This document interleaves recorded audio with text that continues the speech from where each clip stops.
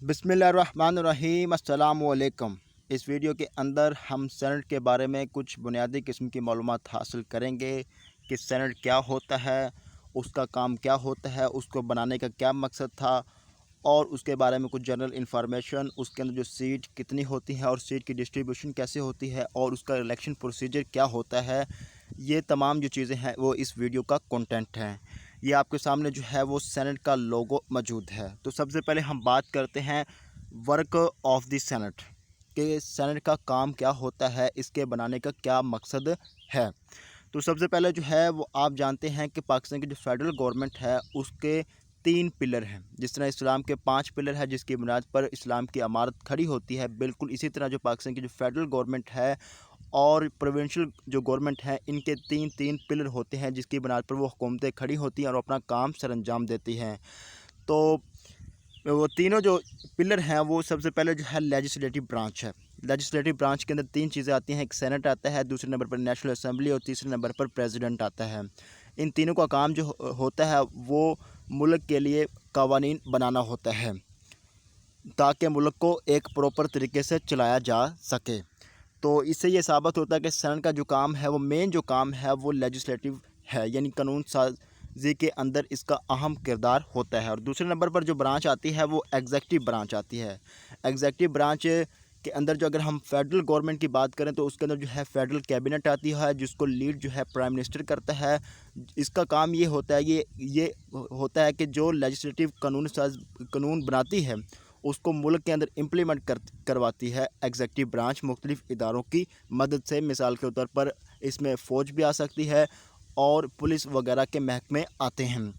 अब देखें तीसरी जो ब्रांच है वो जुडिशरी ब्रांच है, जिसे अदालती ब्रांच भी कहा जाता है। इसका ये काम होता है कि ये जो कॉन्स्टिट्यूशन होता है मुल्क का उसकी हिफाजत करती है और उसके ख़िलाफ़ जाने वाले को सज़ा भी देती है और उसकी वजाहत भी देती है। तो इससे ये साबित होता है कि फेडरल गवर्नमेंट के 3 पिलर हैं, एग्जेक्टिव ब्रांच, लेजिस्लेटिव ब्रांच और जुडिशरी ब्रांच है। जबकि सेनेट जो है लेजिस्लेटिव ब्रांच के अंदर आता है, यानी इसका जो मेन काम जो है मुल्क के लिए कवानीन बनाना होता है। इससे ये बात साबित हो चुकी है कि सेनेट का काम क्या होता है।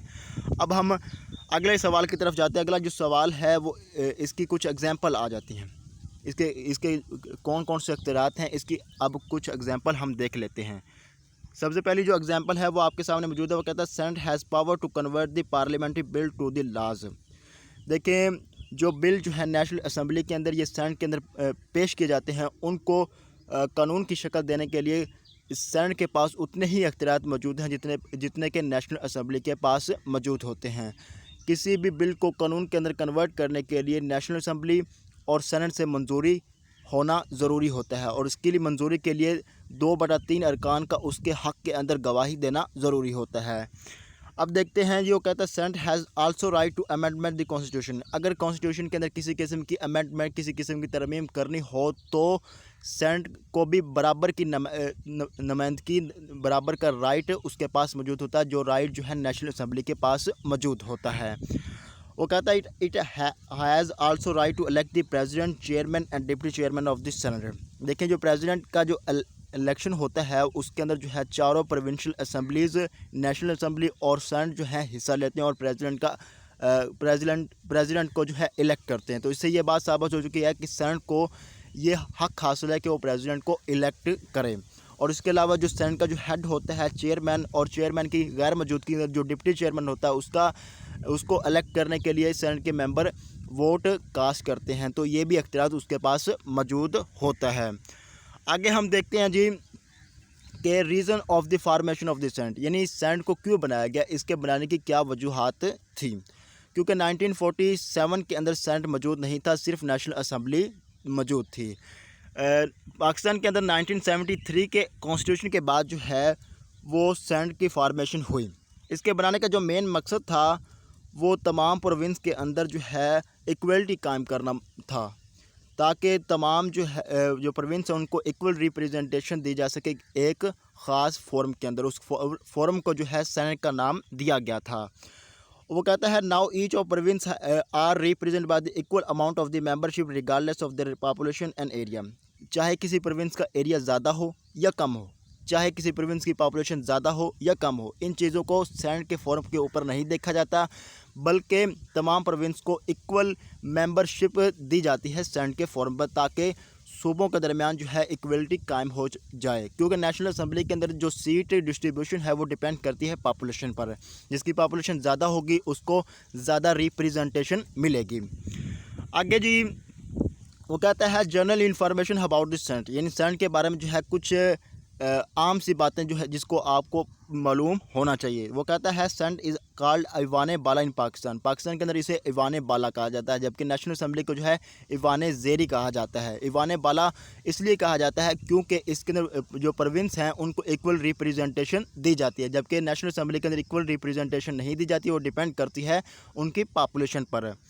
आगे वो कहता है Senate election are held after every 3 year, इन सेनेट का जो इलेक्शन होता है वो 3 साल बाद होता रहता है, जबकि नेशनल असम्बली का जो इलेक्शन होता है वो 5 साल बाद होता है। आगे वो कहता है 1/2 senator are retire after the 3 year and the new senator are elected. वो कहता है कि एक आधे जो सेनेटर होते हैं वो 3 साल बाद रिटायर हो जाते हैं और नए जो हैं इलेक्ट होते हैं, जबकि नेशनल असम्बली के अंदर 5 साल बाद तमाम जो है रिटायर हो जाते हैं और दोबारा री इलेक्ट होते हैं। आगे वो कहता है total tenure of the 1 senator is 6 year, यानी एक सेनेटर जो है वो 6 साल तक सेनेट के फोरम पर रहता है, जबकि नेशनल असम्बली को जो मेंबर होते हैं जिसे MNA कहा जाता है वो 5 साल तक नेशनल असम्बली के अंदर रहता है, उसके बाद जो रिटायर हो जाता है और री इलेक्ट भी हो सकता है। आगे वो कहता है it give the equal representation to the all province regardless their population and area, यानी सेनेट का जो ऐसा फोरम है जहाँ पर उनके ना तो रकबा देखा जाता है और ना ही पॉपुलेशन देखी जाती है, बल्कि तमाम सूबों को इक्वल रिप्रेजेंटेशन दी जाती है। आगे वो कहता है senator are not directly elected by the public but they are elected by the provincial and national assembly, यानी सेनेटर का जो इंतखाब होता है उसको जो है वो चारों सूबाई असम्बलियाँ और नेशनल असम्बली मिलकर करती हैं। जो सेनेटर जो है पंजाब से आते हैं उसको पंजाब असम्बली करती है, जो सिंध से आते हैं उसको सिंध असम्बली करती है, जो बलूचिस्तान से आते हैं उनमें बलूचिस्तान असम्बली करती है, जो KP से आते हैं उनको KP के असम्बली करते हैं, और जो इस्लामाबाद से आते हैं उनका जो इलेक्शन जो है वो नेशनल असम्बली इलेक्ट करती है। आगे वो कहता है the head of the senate is called the chairman of the senate, in the absence of the chairman the head will be the deputy chairman. देखें सेनेट का जो हेड होता है जो उसको लीड करता है उसको जो चलाता है उसको जो है चेयरमैन कहा जाता है, और अगर चेयरमैन वहाँ पर मौजूद ना हो तो डिप्टी चेयरमैन जो है उसको लीड करता है। जबकि इसके मद्दे मुकाबले अगर देखा जाए नेशनल असम्बली के अंदर जो उसका हेड होता है उसको स्पीकर कहा जाता है, और अगर स्पीकर मौजूद ना हो तो डिप्टी स्पीकर जो है नेशनल असम्बली को लीड करता है, उसको चलाता है। आगे वो कहता है chairman and deputy chairman are elected by the member of the senate for the 3 years. अब देखें दो चीज़ें आ जाएंगी, देखें जो स्पीकर है और डिप्टी स्पीकर जो है नेशनल असम्बली का उनका जो टेन्योर होता है वो 5 साल का होता है, जबकि चेयरमैन और डिप्टी चेयरमैन जो सेनेट के होते हैं उनका जो टेन्योर होता है वो 3 साल होता है। स्पीकर और डिप्टी स्पीकर का जो इंतखाब है वो नेशनल असम्बली के जो मेंबर करेंगे, और चेयरमैन और डिप्टी चेयरमैन का जो इंतखाब जो है वो सेनेट के मेंबर करेंगे। आगे वो कहता है if the seat of the president is vacant due to any reason than the Senate chairman will be president. अगर प्रेसिडेंट की जो सीट है वो किसी भी वजह से अगर वैकेंट हो जाती है, खाली हो जाती है, तो जो सेनेट का जो चेयरमैन होगा वो नया प्रेसिडेंट होगा। इसकी एग्जांपल जो है वो आप ये ले सकते हैं कि 1988 के अंदर जब जनरल ज़िया जो है वफात पा गए थे, तो उस वक़्त के जो सेनेट के जो हेड थे हिसाक खां वो न्यू जो प्रेसिडेंट सेलेक्ट हुए थे। तो आगे हम देखते हैं जी इसकी जो है वो सीट जो सेनेट सीट डिस्ट्रीब्यूशन क्या होती है, टोटल सीट कितनी होती है, उनकी डिस्ट्रीब्यूशन कैसे होती है, ये सवाल आगे पैदा होता है। तो आप जानते होंगे कि जब सेनेट जो बना था 1973 के अंदर जो इसकी जो टोटल जो सीट थी वो 45 थी, और मुख्तलिफ अदवार के अंदर ये सीट जो है वो इंक्रीज़ होती गई, और पहले जो 25 amendment to the constitution of Pakistan से कबल जो है सेनेट की जो सीट थी वो 104 थी। लेकिन जब से KPK और फाटा का जो इंतज़ाम हुआ है उनकी आपस में इमर्ज हुए हैं, तो सेनेट की जो सीट है वो कम हो चुकी हैं, क्योंकि फाटा की जो सीट जो थी वो 8 थी, क्योंकि फाटा जो है वो KPK का हिस्सा बन चुका है, तो उसकी जो सीट है वो ख़त्म हो चुकी है, और अब जो सीट है वो 96 रह चुकी हैं। और तमाम जो सूबों से जो बंदे जो इलेक्ट होते हैं वो 23 होते हैं, तमाम सूबों से 23 मेंबर सेनेट के अंदर आते हैं, जबकि 4 जो मेंबर हैं वो इस्लामाबाद से इलेक्ट होते हैं।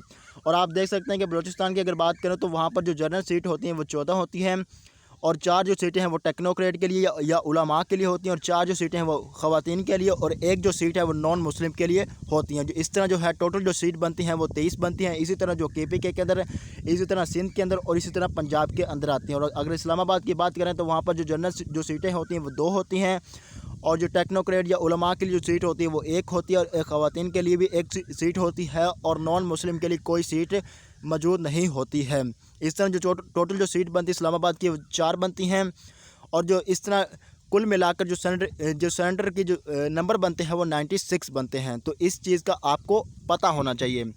आगे हम बात करते हैं जी कि इसका जो इलेक्शन है वो कैसे होता है। तो आगे भी मैंने आपको बताया कि पंजाब, KPK और बलूचिस्तान और सिंध से जो सेनेटर आते हैं उनको जो इलेक्ट जो होते हैं वो जो हैं उनकी जो नेशनल प्रोविंशियल असेंबली जो होती हैं वहाँ से इलेक्ट होते हैं। पंजाब के जो सेनेटर होंगे पंजाब असेंबली इलेक्ट करेगी, सिंध के जो होंगे वो सिंध असेंबली इलेक्ट करेगी, और इसी तरह बलूचिस्तान और इस KPK के जो सेनेटर होंगे उनको उनकी जो मुतलका जो प्रोविंशियल असेंबली होगी वो इलेक्ट करेगी। और आगे जो इस्लामाबाद से आएंगे उनको जो है वो जो सेनेटर होंगे वो इलेक्ट होंगे by national assembly member. National assembly के जो मेंबर होंगे वो इस्लामाबाद के जो सेनेटर होंगे उनको इलेक्ट करेंगे। ये जो है वो छोटा सा प्रोसीजर है कि इसका जो है इलेक्शन वो कैसे होता है। लेकिन ये जो इलेक्शन है सेनेट का जो इलेक्शन है वो नेशनल असेंबली के इलेक्शन से बिल्कुल मुख्तलिफ है, बहुत कम्प्लेक्स है। ये वीडियो आपको कैसी लगी, इसका फीडबैक जो है वो कमेंट बॉक्स में ज़रूर दीजिएगा। Thank you for watching.